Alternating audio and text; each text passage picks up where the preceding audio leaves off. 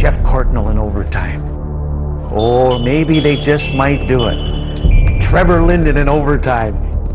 Here we go. A 7th and deciding game. And the greatest game in Canucks history, or one of them, I should say anyway. I don't think it's the greatest game, but it was one of them.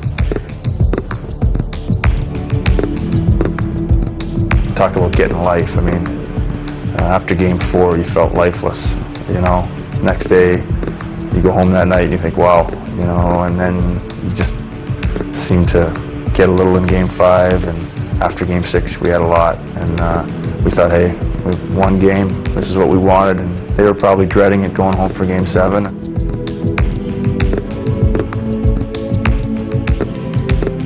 It gives the team a big lift, I think, to win 2 like that, and they had already won twice in Calgary.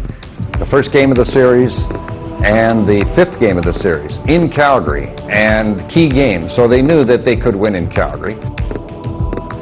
And the momentum again was still in our favor. Still the pressure wasn't on us because they still had the 3-1 lead. You could really see that they were starting to sag a little bit, you know, just within interviews and whatnot on the television. But you know, we still weren't supposed to win, going back to their barn. Tons of Canuck fans in Calgary, and they could feel the tide switching, and it was fun. It was the start of a great journey. You know, we had a young enough team and a big enough team there. If we were to continue to play physical against, you know, players like Al MacInnis, you know, it's going to work into our favor again, because maybe a little youth there with Trevor, obviously, and determination, but it seemed to work in our favor. The more physical we got throughout the series, I think, really wore them down. It was a tight, exciting game. We were playing a very patient, disciplined game, and I think it was really getting to them, because there's a few times, you know, friends with Gary Roberts, who's, you know, loves the battle and loves you know, to get in there, and I could sense a few times he was getting frustrated because he was trying to get under my skin, and I wouldn't let him. I wouldn't even look at him. I would just kind of turn my cheek, and he was just screaming and yelling, even as I skated, you know, past the bench for whether it be a delayed penalty or going off from the period. So when that sort of thing starts to happen, you kind of have an idea that, okay, things are starting to change a little bit.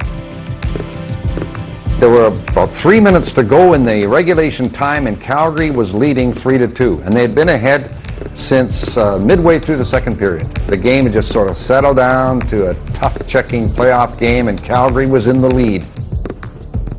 I remember checking the clock. We were, you know, it was kind of a real nail-biter. I think it was they were up 3-2, or they were up a goal on us, and checking the clock. It was under 5 minutes in Calgary, and you know, and you know, you shouting encouragement to the guys on the bench, you know, just stick with it, and just need a break, you know. And Murray takes it back to the point. And then Greg Adams came out of the left wing corner, and I don't know just what happened in the Calgary defense, but he was able to walk right to the front of the net. Here's Adams coming for the net. He scores! Greg made a great play out of the corner to tie the game. I think there's 2.5 minutes left maybe, or something like that, and got us into overtime again. And Greg Adams scored quite a few big goals in the playoffs, and that was one of the biggest, and sometimes it is overlooked and forgotten because they just remember Pavel's overtime winner and Kirk McLean's big save in overtime.